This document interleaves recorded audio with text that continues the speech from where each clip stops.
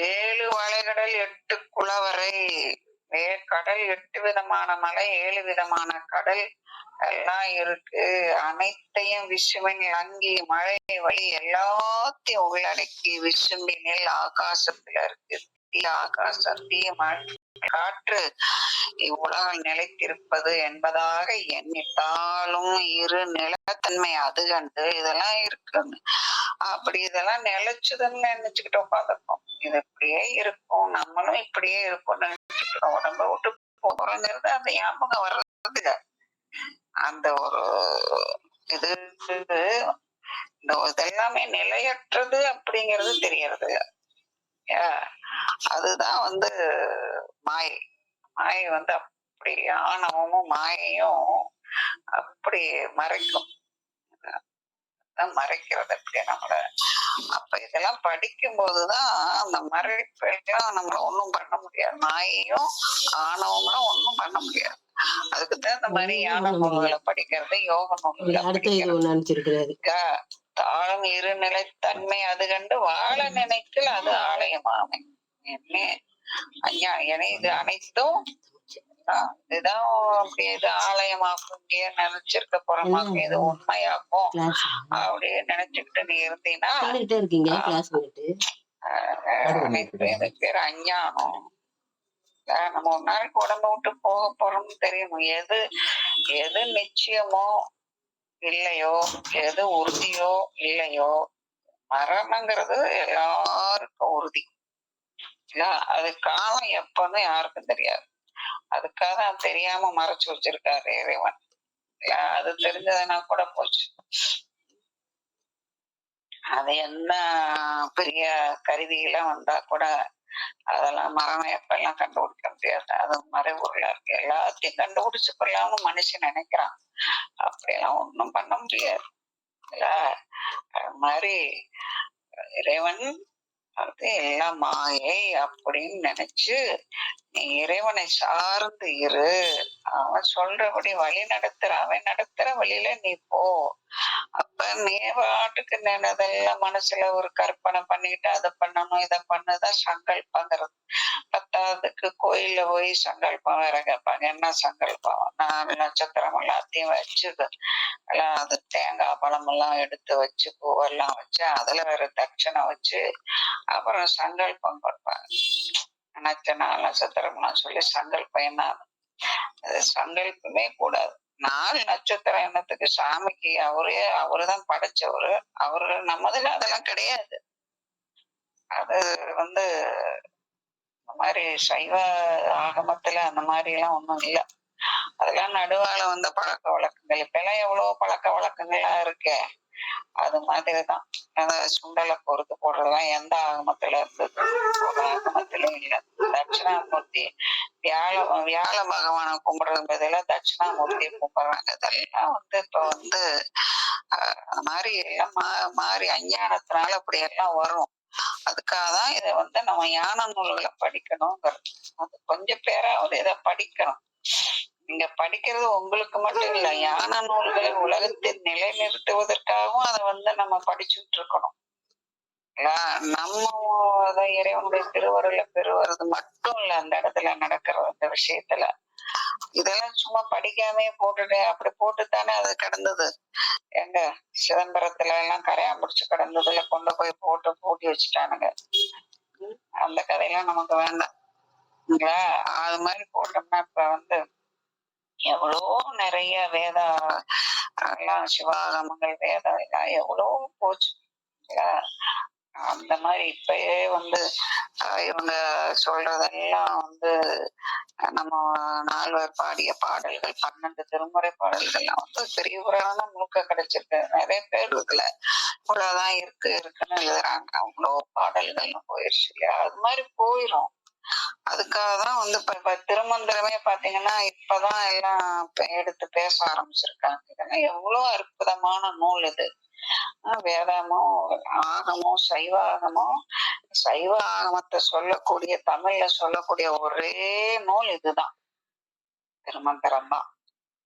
அதான் சைவ ஆகமத்துல இருக்கிறவர் நம்ம மானிடனுக்கு வேணுங்கிறதெல்லாம் எடுத்து கொடுத்திருக்காரு. எப்படி எப்படி வந்து அங்க நிறைய பாடல் வந்து கரையா முடிச்சு போகும்போது காலத்துக்கு வேண்டியது இருக்குன்னு ஒரு ஆசிரியர் வந்ததான் நம்ம படிக்கிறோம்ல. அது மாதிரி ஆகமத்துல இருக்க நம்முடைய மாநில வாழ்க்கைக்கு தேவையான ஆகமத்துல இருக்கிற செய்தி எல்லாம் திருமூலர் எம்பெருமான் ஈஸ்வரன் திருமூலரை கொண்டு எழுத வச்சிருக்கார். தமிழ்ல வேற எழுத வச்சிருக்கார். இதெல்லாம் நம்ம பேருக்கு இதெல்லாம் உணர மாட்டேங்கிறோம். பெரிய வருத்தத்துக்குரிய விஷயம் அதுதான். சரி, படிக்கணுங்கிறது எல்லாரும் எல்லாருனாலையும் படிக்க முடியாது. வேற பாமர மக்கள் எல்லாம் இருக்கிறாங்க இல்லையா, ஒண்ணுமே தெரியும், அவங்க சொன்னாலும் புரியாது. அதனால தெரிஞ்சவங்களாவது இதை வந்து படிக்கணும். சைவ சமயத்துல இருக்கோம், சிவ வழிபாட்டுக்கு போறோம், போய் கருப்பணசாமி கடை ஒட்டி திங்கிற வேண்ட போய் நான் இதெல்லாம் சொல்ல முடியுமா? சொல்ல முடியாது. சிவ வழிபாட்டுக்கு வர்றவங்களாவது இந்த மாதிரி திருமந்திரம் சும்மா பாடனா மட்டும் பத்தாது. திருவாசகம் விளக்க உரை சொல்றேன் ஒருத்தரும் வர மாட்டேங்கிறாங்க. முற்றோதெல்லாம் வர்றாங்க. அது என்ன வந்தா எவ்வளவு அஞ்ஞானம் பாரு. அந்த மாதிரி வர்றவங்களாவது சிவ வழிபாட்டுல இருக்கிற பிரதோஷத்துக்குன்னா லட்சக்கணக்குல வந்து குமியுது கூட்டம். இதே வந்து திருமந்திரமோ சைவ சித்தாந்தமோ வந்து படிங்க, திருவாசகத்தை விளக்குறை சொல்றோம் வாங்கன்னா யாரும் வராது. 10 பேர் கூட வரமாட்டான். நம்முடைய சைவ சமயத்துக்கு பண்ற மிகப்பெரிய துரோகம் அதுதான் இல்லைங்களா? இறைவனுக்கு இப்ப இருக்கிற வந்தாவது அதுல இருக்கணும். இதெல்லாம் பெரிய வருத்தத்துக்குரிய விஷயம். யாரும் இத வந்து நம்ம சொன்னா கேட்க மாட்டாங்க அப்படின்லாம் சொல்லக்கூடாது. நமக்கு தெரிஞ்ச வரைக்கும் சொல்லணும். அதான் ஆற்றுப்படுத்துதல் பேரு. உங்களுக்கெல்லாம் எடுத்து சொல்லி நீங்க படிக்கணும் அப்படின்னு சொல்லணும். அதெல்லாம் கூப்பிட்டா வரமாட்டாங்க அப்படின்னா போகக்கூடாது. அப்படி வாழ நினைக்கில் அது ஆளை, இதவே ஆளையும் நினைச்சுக்கிட்டு உட்கார்ந்து இருக்காதீங்க என்றார். அஞ்ஞானம். அதனால ஆலிங்கனம் செய்த அகம் சுட சூலத்து அகஞ்சுட சூலத்து சாலிங்கு அமைத்து தலைமை தவித்தனர். ஆலிங்கனம் செய்து தலைவனும் தலைவியும் ஆலிங்கனம் செய்து ஒரு கருவறைக்குள்ள பெண்ணின் கர்ப்பப்பைக்குள்ள ஒரு உருவத்தை உருவாக்கி உயிருக்கு ஒரு உடம்ப கொடுத்து அவ்வளவுதான். அவங்க அந்த அந்த உயிர் வந்து ஒரு உடம்பை பெற்று வெளியே வந்தா அது வினைக்கு ஏற்ற போற அந்த அனுபவிக்கும். அதுக்கு தாய் தப்பெல்லாம் ஒண்ணும் பண்ண முடியாது. நிறைய பேர் கேட்பாங்க, அவங்களுக்காக நான் பிரார்த்தனை பண்ண அவங்க வேணா நீங்குமா அப்படின்னா அப்படிலாம் நீங்காது. அவங்களே வந்து கேட்டாதான். நிறைய பேருக்கு அது ஒரு அஞ்ஞானம் இருக்கு. அத குழந்தைங்க எல்லாம் சாமி கும்பிட மாட்டேங்குது, வந்து எல்லாம் கேட்க மாட்டேங்கிறாங்க. அப்புறம் அவங்களுக்கு வந்து கஷ்டப்படுறாங்க. அவங்கள வந்து கஷ்டப்படாம இருக்கிறதுக்காக நான் வந்து இறைவன்கிட்ட விண்ணப்பம் வைக்க வேணாம். நீங்க விண்ணப்பம் வச்சு என்ன பண்றது? அதெல்லாம் எங்க இறைவன் ஏத்துக்க மாட்டாரு. அவங்களே தன்னுடைய உணர்ந்து நம்ம வந்து சிவனடியார்கிட்ட வந்து வந்து நீங்க சிவனை சார்ந்து இருக்கீங்க, எங்களுக்கு வழி காட்டுங்க, இந்த மாதிரி எங்களை வினையிலிருந்து விடுபடுவதற்கு, துன்பத்திலிருந்து விடுபடுவதற்கு எங்களுக்கு இறைவன்கிட்ட விண்ணப்பம் வைங்கன்னு அவங்க வந்து கேட்கணும். கேட்டு அவங்களும் வந்து சிவனை வழிபடணும். அப்பத்தான் வந்து இறைவன் நீக்குவார். சும்மா வந்து அப்படி இப்ப ஏதோ ஒரு அஞ்ஞானம் மயக்கம் இருக்கு. அவங்க வினைய அவங்கதான் அனுபவிச்சுதான். நம்ம பிள்ளையா இருந்தாலும் அது வந்து அந்த வினை அந்த துக்கத்தை துன்பத்தை தாங்கக்கூடிய சக்தியை அவங்களுக்கு கொடுன்னு தான் கேட்க முடியும். அந்த சக்தியை நீ அவங்ககிட்ட இருந்து அவங்களுக்கு அருள் செய் அப்படின்னு வேண்டலாமே ஒழிய வினைய நீக்கலாம் கேட்க முடியாது. அதான் தாயை சிறந்த தயாளன் தத்துவனவன். அவன் தான் தாயோடைய தாயாலெல்லாம் வினைய குழந்தையோடைய வினையை நீக்க முடியாது, பிறவி துன்பத்தை நீக்கலாம் முடியாது. அது அந்தந்த வினைக்கேற்ற அப்படி மெய் கொண்டு வருது. விண்ணென்று இழிந்து வினைக்கேற்ற போல் மெய் கொண்டு வருது. அது அனுபவிச்சுதான் ஆகணும் இல்ல, நம்ம வேணா சொல்ல, நீ இறைவன் சிவன் கோயிலுக்கு போ, போய் விளக்கு போடு, இந்த மாதிரி இந்த சிவ மந்திரம்லாம் சொல்லு, திருவாசகத்தை படி, இதெல்லாம் பதிகங்கள்லாம் படின்னு அவங்கள ஆற்றுப்படுத்தணும். அப்படியாவது அவங்கள போய் சிவ வழிபாட்டுக்குள்ள நுழைக்கணும். நான் உனக்காக வேண்டிக்கிறேன்னா அதெல்லாம் ஒண்ணும் வேலைக்காகாது, காலம்தான் விரயமாகும். அப்படியே சாலிங்க அமைத்து தலைமை தவிர்த்தனர். உடம்ப கொடுத்துட்டு அவங்க பொறுப்பெடுக்க முடியாது, அவங்க வேலைக்கு அவங்க தலைமை தவிர்த்தனர். கோலிங்க அமைந்தபின் கூப பறவைகள் மாலிங்கு வைத்தது முன்பின் வழியே. முன்வினைப்படிதான் அவங்க அப்படிதான் இருப்பாங்க, வினைக்கேத்த மாதிரிதான் இருப்பாங்க. கோலிங்க அமைந்தவன் கூப பறவைகள் உலகத்துல பிறந்ததுக்கு அப்புறம் ஐம்புலன் காட்டுறது அந்த வழியில தான் போவாங்க. அது பிறகுதான் நம்ம ஆற்றுப்படை நூல்லாம் அப்படின்லாம் இருக்குல்ல, ஆற்றுப்படுத்துதல்னா அந்த திருமுருக ஆற்றுப்படையெல்லாம் இருக்குல்ல, நக்கீரர் பண்ணது, அதெல்லாம் ஒரு செய்யுள் இந்த மாதிரி அதுல ஆற்றுப்படை நூல்கள். அதாவது நான் இறைவன்கிட்ட தஞ்சம் அடைஞ்சு நான் அந்த மாதிரி எல்லாம் எனக்கு என் வினைய தாங்கக்கூடிய வினையில நீங்கணும் மட்டும் போய் சொல்லக்கூடாது. அதெல்லாம் துன்பத்தை என்னுடைய தாங்குவதற்கு இறைவன் என் கூடவே இருந்து அருள் செய்தான், நீயும் போ, உனக்கு துணை செய்வான், அருள் செய்வான் அப்படின்னு தான் சொல்லணும். அதுக்கு பேருதான் ஆற்றுப்படுத்துறதுன்னு பேர். அது இதெல்லாம் செய்யுள் மரம். சரி, அப்படியே மாலிங்கு வைத்தது முன்பின் வழிய, நீ முன்னாடி செஞ்ச வினைக்கேத்த அப்படிதான் வரும். தாய் தப்பெல்லாம் ஒண்ணும் பண்ண முடியாது. அத சொல்றாரு இங்க, நீயாத்தான் போகும். அப்ப யாருக்கு துணை வேணும்? இறைவனுடைய துணை தான் வேணும். அதுதான் குழந்தைகளே நம்ம இறைவன்ட்ட நீ வேண்டிக்கோ, நல்லா எழுதும் படிக்கணும், அப்படியெல்லாம் வேண்டிக்கோ அப்படியெல்லாம் சொல்லி கொடுக்கணும். நம்ம குழந்தைக்கு சொல்லி கொடுக்கணும். அப்படி வந்தவங்கதான் இப்ப இங்க வந்திருக்கிறோம். சரி, நின்றார் இருந்தார் கிடந்தார் என இல்லா, வாழ்ந்தார்கள் செத்த வாழ்ந்தான் வந்தான் செத்தான், அப்படி ஏதோ வாழ்ந்தான் போனான் அப்படின்னு இல்லாம சென்றார் சம் சித்தமே மோன சமாதியான். சும்மா மரம்தான் வாழுது, இனவிருத்தி பண்ணுது, நாயின் அறிவெல்லாம் மாடு எருமை மாடு எல்லாம் தான் வாழுது, அப்புறம் வாழுது, இனவிருத்தி பண்ணுது, அப்புறம் சாகுது. அப்படி நானும் அப்படியா? வாழ்றதுன்னா என்னது? அதுதான் வாழுது, நானும் தான் வாழ்றேன். இது ஒரு வாழ்க்கையா அப்படின்னு கேக்குறாரு.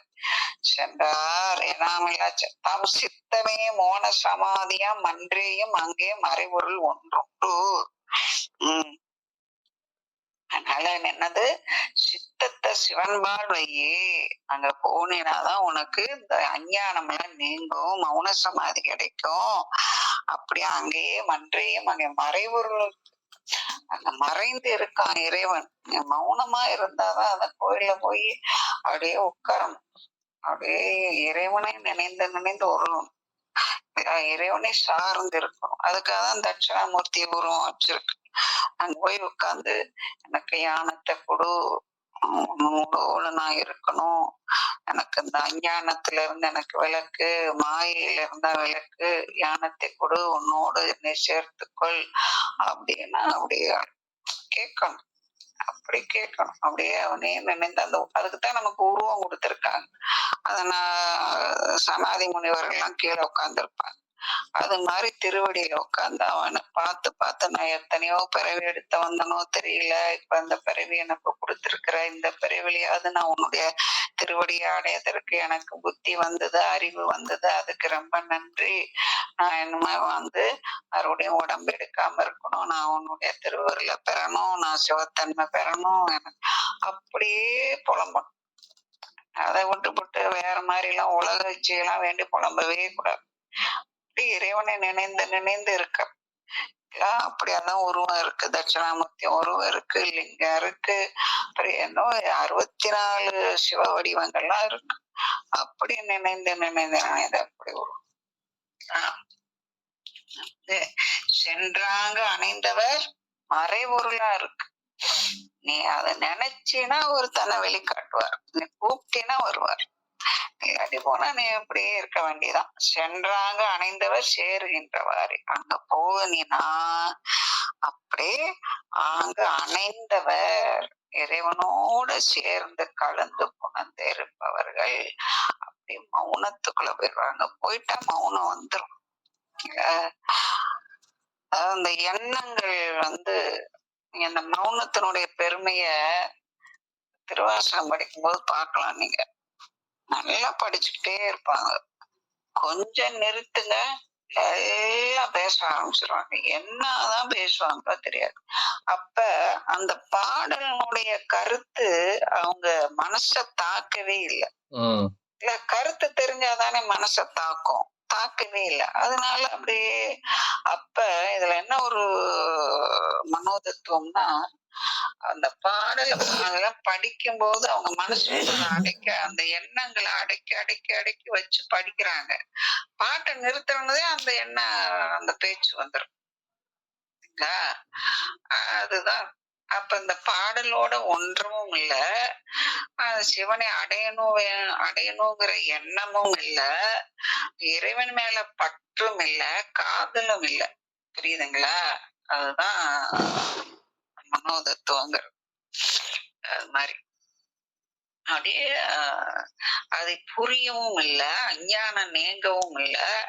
அது அதனுடைய பொருள் உணர்ந்தாத்தானே அதுக்கு அதனுடைய பொருளுடைய தாக்கம் இருக்கு. அது மனசை பாதிச்சு அப்படியே இருக்கும், மயக்கத்துல இருக்கும். அது எப்படி நிறுத்தினதும் எப்படி பேசுறாங்கன்னா, அப்ப அவங்க அதுல முழுசா மனசை அதுக்குள்ள நிறுத்தியும் படிக்கல, பொருளும் தெரியல, அதோட ஒன்றியும் படிக்கல. அவங்க மனசுக்குள்ள வேற எண்ணங்கள் வந்துகிட்டே இருக்கும். அதை அமுத்தி அமுத்தி அமுத்தி வச்சுக்கிட்டு படிச்சுட்டு இருப்பாங்க. அத நிறுத்தினதும் பேச ஆரம்பிச்சிருவாங்க. ஏன்னா எதுக்கு சொல்றேன்னா, உங்களே நீங்களே கவனிச்சு பார்க்கலாம். இல்ல, கவனிச்சு பார்க்கணும். இதெல்லாம் தற்சோதனைன்னு பேரு. அப்படி காட்டும் குறியும் கடந்த கரணம், காட்டும் குறியும் இது கடந்த அக்காரணம். ஏதாவது ஒரு எடுத்துக்காட்டு எல்லாம் சொல்லி விளக்கக்கூடியது இல்ல. அது இப்படியெல்லாம் இதுதான் அப்படின்னு சொல்ல முடியாது. அப்படிப்பட்டது அது. எல்லாம் உள்ளடக்கியதுன்னு சொல்லலாம். எல்லாம் கடல் ஏழு மலையெல்லாம் உள்ளடக்கியது, எல்லாம் வியாபித்திருக்கு, பஞ்சபூதத்தை எல்லாம் உள்ள வச்சிருக்கு, ஆதி அந்தம் இல்லாதது, அப்படியே குறைவில்லாதது, அப்படி இப்படிலாம் சொல்லலாம். ஆனா அது இப்படித்தான் சொல்ல முடியாது. அதுதான் காட்டும் குறியும் கடந்த அக்காரம் ஏற்றின் புறத்தில் எழுதி வைத்து என்ன பயன். பொருள் காரணமா இருப்பதோ அதுதான் ஏட்டின் புறத்தில். எல்லாம் ஏட்டுல இருந்து என்னத்த பண்றது? ஏட்டின் புறத்தில் எழுதி வைத்த என்ன பயன்? நீ போய் அதை அனுபவிக்கணும் இல்ல. அதோட இருந்தாதானே உனக்கு மௌனம் வரும். இதெல்லாம் அற்பமா தோணும். இவ்வளோ பெரிய பரம்பொருள், இவ்வளோ ஒரு பெரிய ஆனந்தத்தை விட்டுட்டு சும்மா இந்த அற்ப பொருள்ல போய் ஆசைப்பட்டு, இந்த அற்ப ஆசைக்காக, அற்ப இன்பத்துக்காக நம்மள பார்த்தாலே நமக்கு சிரிப்பா வரும். இவ்வளவு கேவலமா நான் இருந்திருக்கிறேனா அப்படின்னு இருக்கும். அப்படி இருக்கும் நமக்கு. அந்த இதுல இறைவனோட இணைந்து ஆனந்தமா இருக்கிற அந்த அனுபவம் இருக்கே, அதை சுவைத்திருந்தோம்னா, அந்த சுவை அனுபவிச்சிட்டோம்னு வைங்க, மற்றதெல்லாம் அற்ப சுவை. ஐய, இதுக்கு போய் நான் அப்படி எல்லாம் இருந்தேன் அப்படின்னு வரும். என் எழுதி புறத்துல எழுதி வைத்த என்ன பயன்? நீ அதை அனுபவிக்கணும். கூட்டம் குருநந்தி கூட்டிடி நல்லாது, நீ இறைவன் கூட்டி வைத்தால் அல்லாது அதை நம்ம அனுபவிக்க முடியாது. அப்ப என்ன சொல்றாரு? இறைவனை பிடிக்கணும். அதான் குரு நந்திங்கிறார். தட்சிணாமூர்த்தி முன்னாடி உட்கார்ந்து எனக்கு அந்த அனுபவத்தை குடுன்னு கேட்கணும். அந்த திருவருளம் சிவத்தன்மை சிவானந்தத்தை எனக்கு கொடு கொடுன்னு கேட்கணும். இதுல இருந்து இந்த மாயையெல்லாம் இதை நினைச்சுக்கிட்டு இதுல இருந்து எனக்கு விடுபடணும். இதெல்லாம் மாயன்னு எனக்கு தெரிஞ்சு போச்சு.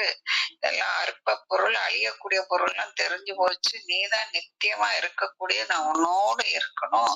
சிவத்தன்மையை நான் பெறணும். எனக்கு ஞானத்தை கொடு. சனாதி முனிவர்களுக்கெல்லாம் கொடுத்திருக்க, அருளாளர்களுக்கு எல்லாம் கொடுத்திருக்க. நானும் உன்னுடைய குழந்தை தானே, நீ ஏன் எனக்கு கொடுக்க கூடாதா? நான் இப்ப இதெல்லாம் தெரிஞ்சு நான் உங்ககிட்ட வந்துட்டேனே அப்படின்னு உண்மையா அவர்கிட்ட கேட்கணும். அப்பதான் கொடுப்பார். இல்ல இப்போ நல்ல மாயை. நான் உடம்ப எப்ப விட்டு போகணும் தெரியாது. அதே மரணம் எப்படி வருமோ தெரியாது. எப்ப வருமோ எப்படி வருமோ எக்காலத்துல வருமோன்னு தெரியாது. காலமும் தெரியாது, நேரமும் தெரியாது, எப்படி வரும்னு தெரியாது, எப்ப வரும்னு தெரியாது. அதனால எனக்கு நீ என் கூடவே இருக்கணும், நான் உன் கூடவே இருக்கணும் அப்படின்னு நினைக்கணும். அப்படியே உட்கார்ந்து அதுதான் அப்படி அந்த எண்ணம் இருக்கணும், அந்த நாதம் இருக்கணும் பின்னாடி. அது சுருதி மாதிரி இருக்கணும். அப்படி அந்த சுருதியோட வாழணும். அதை மறக்கவே கூடாது. அப்படி அல்லது ஆட்டின்களித்தில் அதற்கு இடந்தற்றே சிவானந்தா அனுபவம் கூடாது. அப்ப வெறும் ஏற்றுல இருந்தா அப்படி அதனால ஒரு பயனும் இல்லை. ஏற்று அதாவது ஆட்டின் கழுத்தில் அதர் கிடந்தட்டுன்னா ஆட்டு கழுத்துல ஒண்ணு தொங்கும் பாருங்க, அதுக்கு பேர் அதர்ன்னு பேரு. அதனால ஒரு பிரயோஜனம், ஆட்டுக்கும் பிரயோஜனம் இல்லை, ஒரு பிரயோஜனம் இல்லை. அது மாதிரி பேப்பர்ல இருந்து ஒரு பிரயோஜனம் இல்லை. அது படித்து அனுபவிக்கணும். அதத்தான் சொல்றாரு. மறப்பதுவாய் நின்ற மாய நன்னாடன் மறைபொருளா இருக்கான். அப்படியெல்லாம் வந்துட மாட்டான். மறைபொருளா இருக்கு. மத்ததெல்லாம் எல்லாம் மறையாத பொருள் தான். அற்ப பொருள் எல்லாம் அப்படியே வெளிச்சமா இருக்கு. இறைவன் மறைபொருளா இருக்கான். ஏன் மறைபொருளா இருக்கானா, நீ விரும்பணும். நீ விரும்பினாதான் அவன் கூப்பிட்டாதான் வருவான். இதெல்லாம் எது வேணாலும் அனுபவிக்கலாம். பணம் அதெல்லாம் இப்ப எல்லாம் பண உலகம் தான். அறிவு உலகம் எல்லாம் போச்சு. அப்ப எல்லாம் இந்த அறிவு உலகம்னு சொல்லுவாங்க. இப்ப பண உலகம். பணம் இருந்தா என்ன வேணா அனுபவிக்கிறாங்கிற மாதிரி வந்தாச்சு. என்ன வேணா அனுபவிக்கலாம். ஆனா அதெல்லாம் நிச்சயம் இல்லையே. அப்ப அப்ப அதனாலதான் மறைபொருளா இருக்கும். கொஞ்சம் அது மறையாத பொருளா இருந்துச்சுன்னா பணத்தை கொடுத்து சாமியை கூட வாங்கிடலாம்னு நினைப்பாங்க. இல்ல, இறைவன் கள்ள பெருமக்கள் கண்டுகொள்வார் என்று உள்ளத்தினுள்ளே மறைந்து நின்று ஆளுமே பாரு ஒரு இடத்துல. அது மாதிரி உள்ள இருக்காரு. இதெல்லாம் பொய்ன்னு நீ அதை விட்டு விலகணும் நீ நினைச்சீன்னா அவர் வருவார். இல்ல இதெல்லாம் நல்லா ஜாலியா இருக்குன்னு இருந்தீங்கன்னா வரமாட்டார். அதனாலதான் மறைபொருள் சொல்றதுக்கு அதுதான்.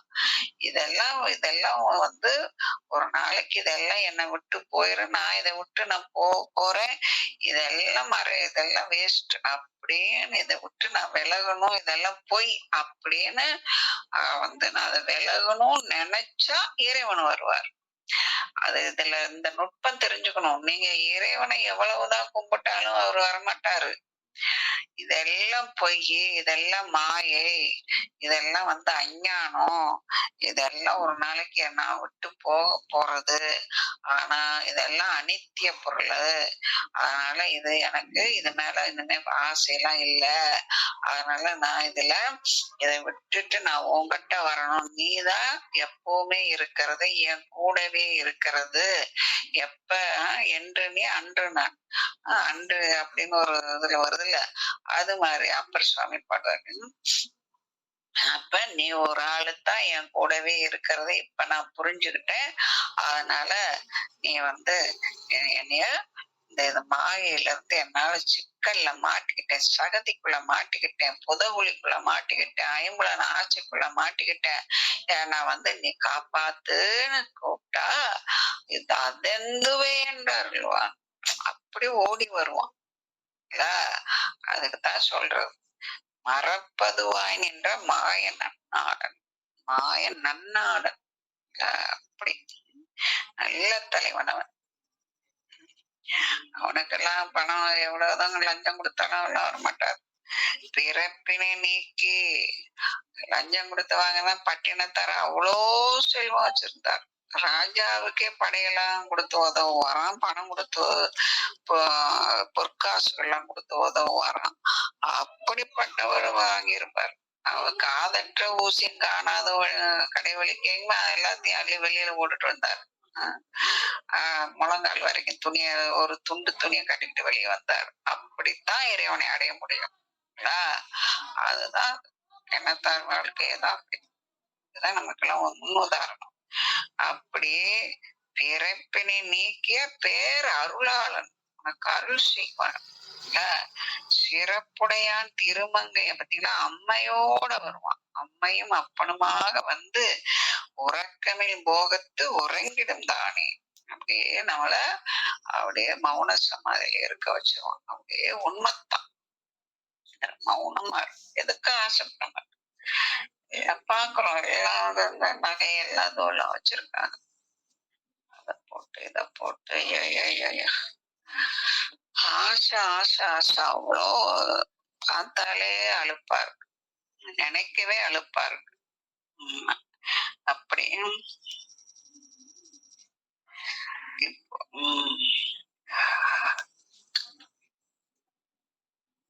உறக்கமில் இடைவிடாது உறக்கமில் போகத்து உறங்கினும், தூங்காமல் தூங்கி அப்படியே அதோட அப்படியே இருக்க, விழிப்புணர்வோட இருக்க, மாயையில மாட்டிக்காம. விழிப்புணர்வுன்னு என்னது? இதெல்லாம் மாயை, இதுல மாட்டிக்க கூடாது, இதுல இருந்து நம்ம விடுபடணும் அப்படிங்கிற விழிப்போட இருக்கணும். அப்பதான் வந்து இதுல இருந்து விடுபடணும்னு நினைக்கணும். அப்பதான் இறைவன் வந்து நமக்கு தன்னை வந்து அடைவதற்குரிய எல்லா வழியெல்லாம் காட்டி கொடுப்பாரு. ஞான நூல்களை காட்டி கொடுப்பாரு, ஞானாசிரியரை காட்டி கொடுப்பாரு, நல்ல நூல்களை காட்டி கொடுப்பாரு, தன்னை வந்து அடைவதற்குரிய சில மந்திரங்களை காட்டி கொடுப்பாரு. எல்லாத்தையும் காட்டி கொடுத்து தன்னுடைய தங்கிட்ட வர்றதுக்கு நம்மளை பக்குவப்படுத்துவதற்காக நிறைய வழிமுறைகளை நெறிமுறைகளை நம்மளை நெறிப்படுத்துவார். இதெல்லாம் திருமந்திரம் படிக்கணும், இந்த மாதிரி ஒரு எண்ணம் இருந்திருக்கும் உங்களுக்கு. அதனால இந்த மாதிரியான நூல்களை படிக்கிறதுல ஒரு விருப்பம் வரும் இல்ல. இறைவன் காட்டி கொடுப்பார். இதெல்லாம் படித்து படித்து உணர்ந்து அதை அனுபவித்து இறைவன்கிட்ட போகும். துரியங்கள் மூன்றும் கடந்து ஒளி சோதி முத்துரியம் சொல்றது இல்ல. அது துரியம்னா சகசிராவுக்கு மேல 12 விரற்கடைக்குள்ள நடக்கிற அந்த தியான அனுபவத்துக்கு பேர் தான் துரியம்னு பேர். துரியம் கடந்த சுடர் ஒளி கண்டால் மரணம் பிறப்பில்லை வீடு அப்படிங்கும் அவை குரல். அப்படி அதுக்கு மேல போகும். இதெல்லாம் தத்துவத்தையும் தியானத்தையும் இணைத்து பார்க்கணும்.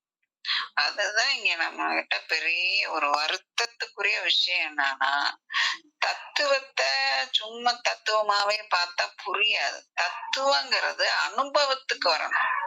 அனுபவத்துக்கு வர்றதுக்காக தான் நமக்கு வந்து நிறைய யோக உத்தி முறைகள் தவ முறைகள்லாம் சொல்லி கொடுத்திருக்காங்க. அதான் துரிய தவங்கிறது. சிரசுக்கு மேல போகணும், சகசிராவுக்கு மேல இருக்கல போய் அப்படியே இருக்கணும். அங்க போய் சிரசுல இருந்தாலே போதும். போயிட்டா அவர் அப்புறம் வழி நடத்துவார். ஆக்னா சக்கரத்தும் துரிய சக்கரம் ஒன்னாதான் இருக்கும். சகசிராவும் ஆங்கனையும் சகசிராவும் கிட்ட கிட்டதான். இரண்டு எப்படி சுவாதிட்டானமும் மூலாதானமும் 2 விரற்கிடதான், 2 நடுவன். அதே மாதிரி ஆகனா சக்கரமும் சகசிராவும் 2 விரற்கிடதான். அப்படி இருக்கும்போது அப்புறம் சகசிரா வந்து விரிய மலர்ந்துச்சுன்னா துரியம் வந்துடும். அங்க போகும்போதுதான் நம்முடைய வினைகள்லாம் அங்க இருக்கணும். தவமும் தத்துவமும் சேர்த்து பார்க்கணும். இந்த தவம் தெரியாதவங்க வகுப்பு எடுக்கிறதுனாலதான் அதை பத்தி பேச மாட்டேங்கிறாங்க. தவமும் தத்துவமும் யோகமும் தெரிஞ்சு தத்துவத்தை சொல்லும் போதுதான் மாணவர்களுக்கு எளிமையாவும் இருக்கும், அது வந்து ஒரு சந்தோஷமாவும் இருக்கும் இல்ல.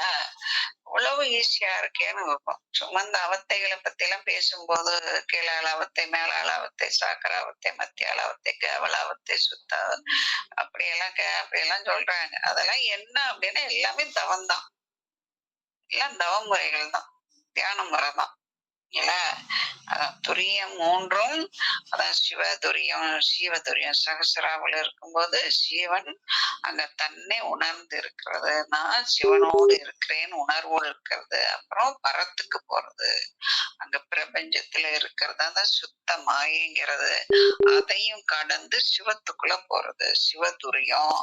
அப்ப அதையும் சிவத்துக்குள்ள போயும் நான் சிவத்தை அனுபவிக்கிறேங்கிற உணர்வோடு இல்லாத சிவத்தன்மையா விடுறது.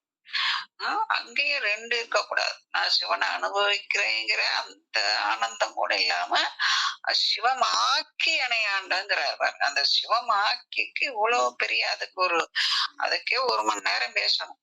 எப்படி சிவமாக்குறதுங்கிறதுக்கு மூலாதாரத்துல இருந்து பயணப்பட்டு அப்படியே வரணும். அதுல ஒரு பாட்டு வரும், காட்டானை மேலேறி கடைத்தெருவை போகையிலே நாட்டார்கள் நம்மை பார்த்து சிரிப்பதென்றோ, நாட்டார்கள் நம்மை பார்த்து சிரித்தாலும் கண்ணம்மா கண்குளிர கண்டேனே அப்படின்னு, கண்குளிர கண்டேனே அப்படின்னு ஒரு அருமணி சித்தர் பாட்டு. அப்படி மூலாதாரத்திலிருந்து பயணப்படணும். அதுக்கு பேரு தான் தீர்த்த யாத்திரைன்னு பேரு. தல யாத்திரை தீர்த்த யாத்திரைன்னு சொல்றோமே, அது புறத்துல.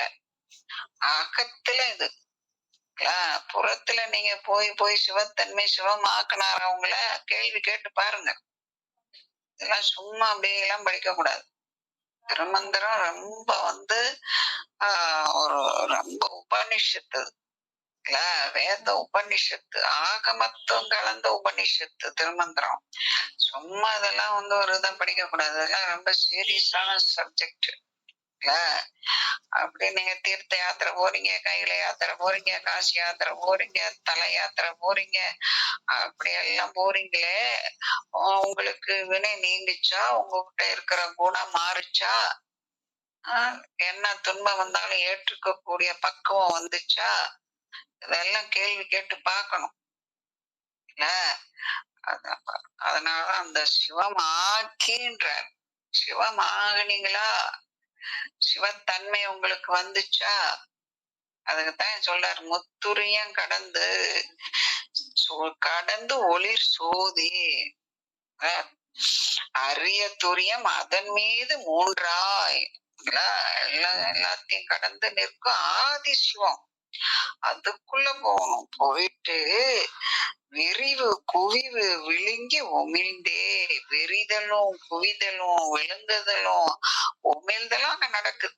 அப்படி செஞ்சுட்டு அப்படி ஒரு இடம் அந்த இடம்.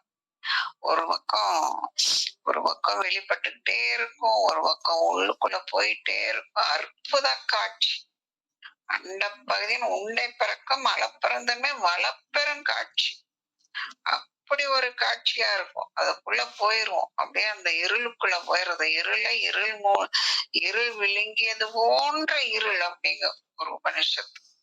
அப்படி இருக்கும் அந்த சிவம். அதுக்குள்ள போயிட்ட குளிர்ச்சி. அப்படியே சிவமாக அந்த தன்மை ஆயிட்டோம்னா அப்புறம் மறுபடியும் பிறப்பில்லை. ஒரு சின்ன ஒரு உதாரணம் சொன்ன புரியும். இப்ப நம்ம பயிர் எல்லாம் வாங்குறோம்ல, அதை என்ன பண்ணுவோம், வெளியில வச்சா என்ன ஆயிரும், அது மண்ணும் தண்ணி இல்லாதனால அடுத்த பரிணாமத்துக்கு போயிடும். செடியா வராம புழுவா மாறிடும் இல்ல. இப்ப அதையே ஃப்ரிட்ஜுக்குள்ள வச்சுட்டோம்னா அங்க குளிர்ந்து இருக்கும், இருளாவும் இருக்கும். அது அப்படியே இருக்கும். புழுவாவும் மாறாது, முளைக்கவும் முளைக்காது, அப்படியே இருக்கும். அதுக்குள்ள போய் அதுக்கு பிறப்பே இல்லை. அப்படியே அது மாதிரிதான் சிவத்துக்குள்ள போயிட்டோம்னா அப்புறம் அப்படியே ஒடுங்கி போய் அப்படியே அதுவாகவே இருப்போம். அப்படியே இருப்போம். ரொம்ப சுகமா இருக்கும். ஃப்ரிட்ஜுக்குள்ள சம்மருக்குள்ள அப்படியே ஃப்ரிட்ஜுக்குள்ள வச்சா வேற மாதிரி அப்படியே இருக்கும். அதுதான் உங்களுக்கு எளிமையா புரியாததுக்காக ஒரு உதாரணம் சொன்னேன். அப்படி இருப்போம். அதுக்குள்ள போய் அப்படி முளைக்க மாட்டோம், அடுத்த பரிணாமத்துக்கும் போக மாட்டோம். அப்படியே இருக்கும். உரையில் அனுபூதி அகத்தில் உள்ளானே, மௌன சமாதி. அப்படி மௌனத்துக்குள்ள அப்படியே இருக்கும். மௌனம் வந்துரும். அப்படி மௌனம்னு என்னது? எந்த சங்கல்பம் இல்ல, எண்ணங்கள் எண்ணங்கள் திக்காது, அப்படியே போயிரும். அப்படியே எண்ணங்கள்லாம் இறைவனை சார்ந்திருக்கும். எண்ணங்கள் என்ன வரும் அப்படின்னா, உடம்புல இருக்கும்போது, இதெல்லாம் மௌன சமாதி உடம்புல இருக்கும் போதே வர அனுபூதி தானே. அப்ப நம்ம அத பண்ணணும்லாம் இருக்க மாட்டோம். இறைவன் உணர்த்துறான், அவன் செய்ய சொல்றத நான் செய்யறேன். என்னுடைய சுயநலத்துக்காகவோ, என்னுடைய பேரு புகழ் வாங்கணும் அப்படிங்கிறதுக்காகவோ நான் இந்த செயலை செய்யல. இறைவன் சொல்றான், நான் செய்யறேன். அப்படி அங்க சுய லாபமோ, சுய நோக்கோ, சுய நலமோ அங்க இருக்காது. அப்படி நம்ம செயல்பட்டுக்கிட்டு இருக்கோம். அதுதான் திருவருளோட சேர்ந்து மௌனமாக இருக்கிறதுன்னு பேர். அதையும் நல்லா புரிஞ்சுக்கணும் நீங்க.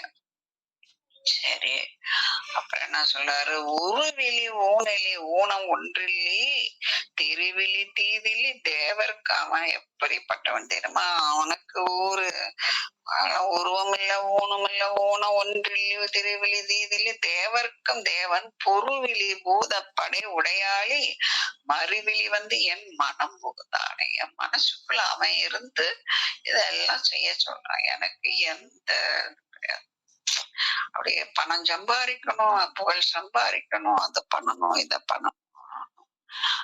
சும்மா மௌனமா இருக்கேன். அவன் என்ன செய்ய சொல்ல, எனக்கு அதுல எந்த சுய நோக்கமும் இல்லை. அப்படி இல்ல, அது மாதிரி இருக்காது. என் மனம் புகுந்தான், என் மனசுல இருந்து அவன் ஆட்சி பண்றான். இது பேருதான் மௌனம் சமாதிங்கிறது. மௌனத்துல இருக்கிறதுன்னு அப்படிதான். மௌனத்துல ரொம்ப ஷார்ட்டா புரிஞ்சுங்க. சுயநலம் இல்லாத செயல், சுய லாபம் இல்லாத செயல், புகழ் மேலேயோ பேரு புகழ்லாம் வாங்கணுங்கிற ஆசை இல்லாத செயல்பட்டுக்கிட்டு இருக்கோம். உங்களுக்கு கொஞ்சம் சிம்பிளா நான் சொல்றேன். அப்படி இல்லாத நம்ம செயல்படுறது பேர் தான் மௌனம். ஏன்னா சும்மா இருக்க முடியாது, மனசெல்லாம் அடக்க முடியாது. ஆனா இறைவன் நம்ம உள்ள இருந்து உணர்த்தி இந்த செயலை, அதாவது அவனுடைய சிருஷ்டிக்கு நான் பயனுள்ள சீவனா வாழ்ந்துகிட்டு இருப்பேன் உடம்பு இருக்க வரைக்கும். அவ்வளவுதான். நான் என்ன இறைவன் பயன்படுத்துவான். அப்படி இறைவனை சார்ந்து இருக்கத்தான் இதுக்கு பேரு தான் தொண்டோர் சிவத்தொண்டுன்னு பேரு. சிவத்தொண்டுனா சும்மா சாதாரண விஷயம் இல்ல.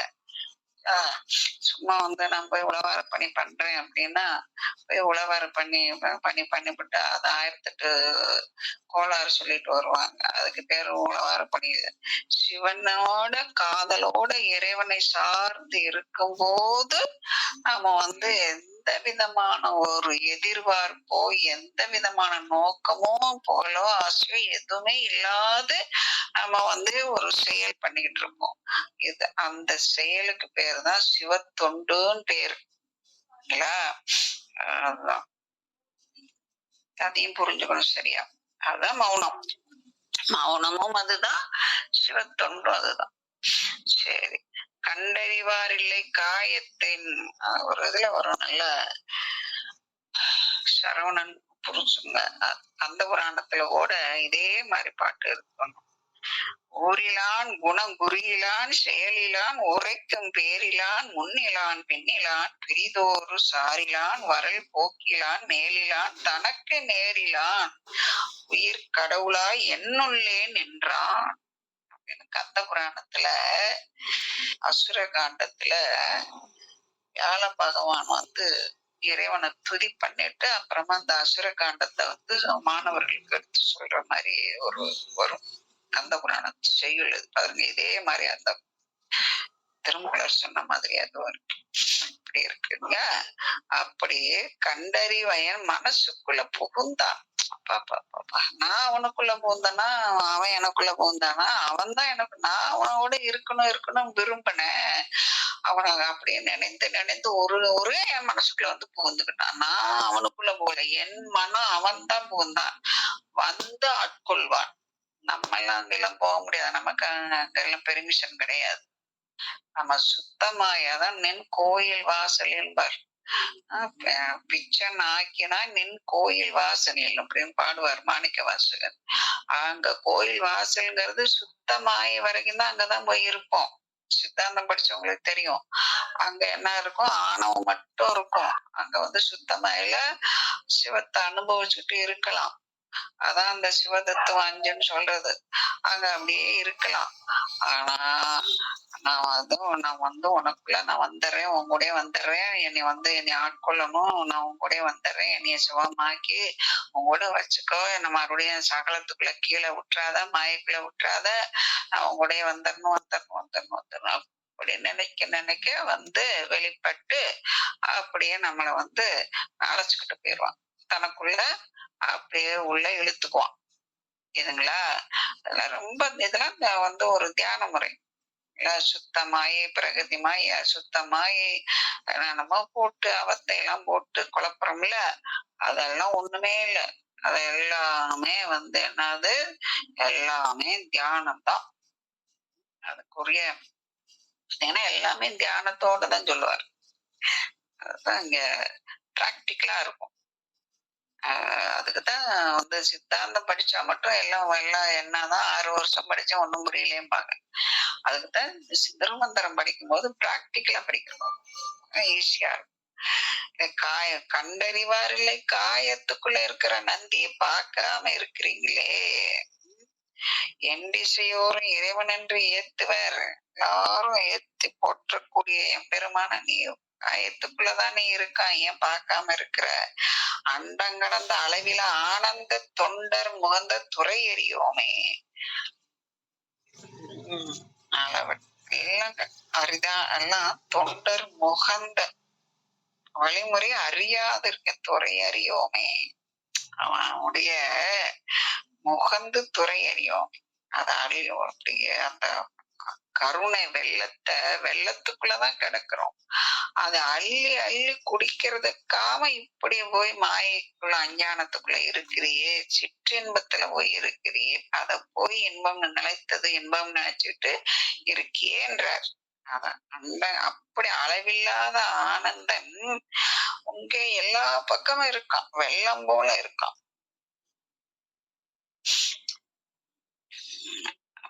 ஆனந்த தொண்டர் முகந்த துறை. சரியா?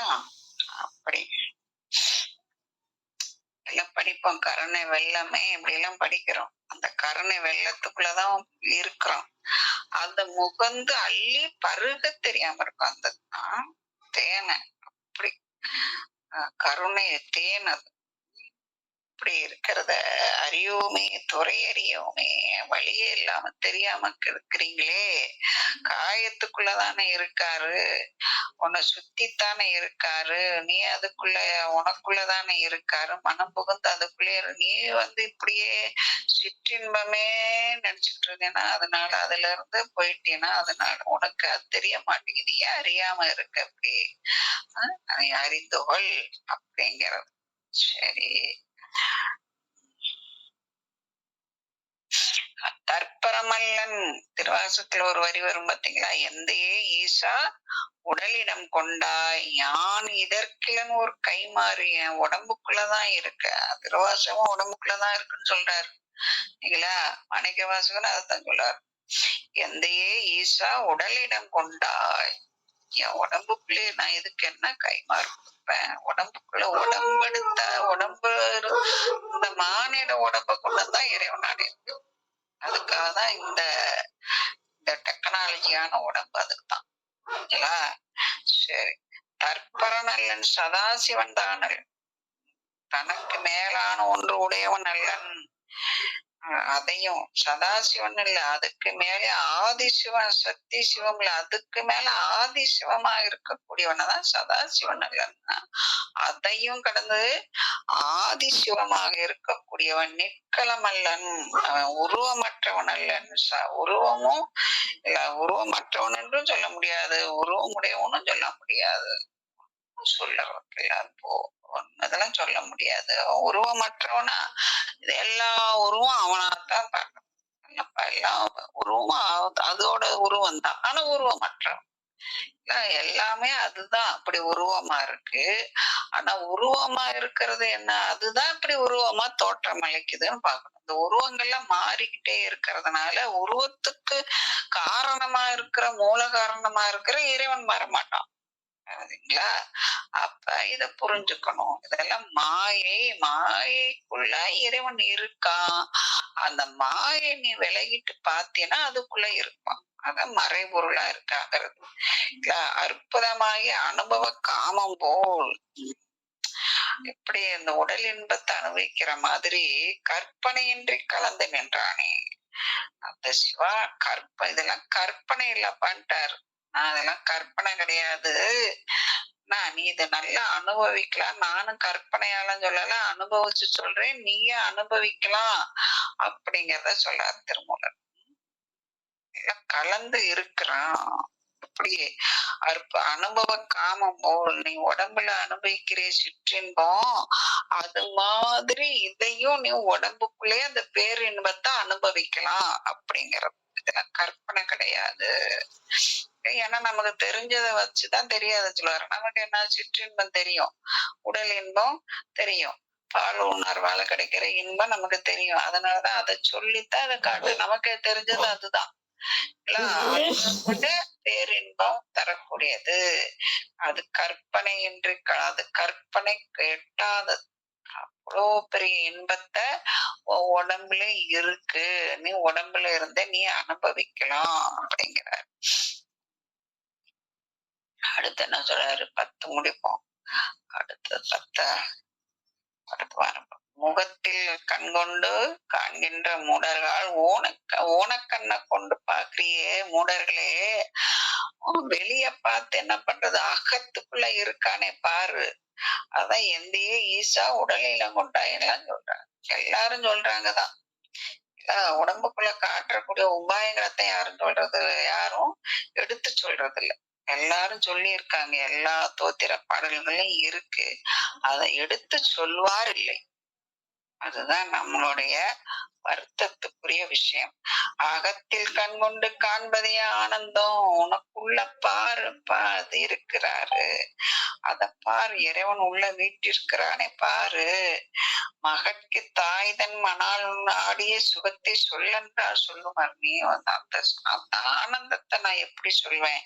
ஒரு தாய் தன் கணவனோட இருந்த இன்பத்தை மகட்ட போய் சொல்லுவாளா? சொல்ல முடியாதுல்ல. அது மாதிரி நான் அந்த இன்பத்தை இப்படின்னு நான் வர்ணிக்க முடியாது, சொல்ல முடியாது. நீ அனுபவிச்சு தெரிஞ்சுக்கோ அப்படின்னு அப்படி சொல்லி சொல்றாரு.